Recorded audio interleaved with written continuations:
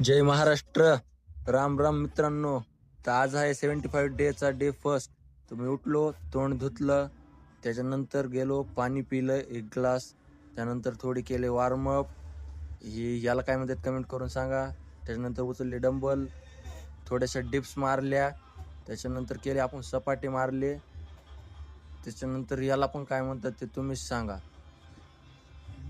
त्याच्यानंतर खाल्ले आपण ड्रायफ्रूट खाऊन झाल्यावर आंघोळ वगैरे केली, फ्रेश झालो, त्याच्यानंतर केलं आपण जेवण झाल्यानंतर संध्याकाळी आलो आपण घरी आल्याच्यानंतर कपडे वगैरे चेंज केले, त्यानंतर परत लागलो कामाला.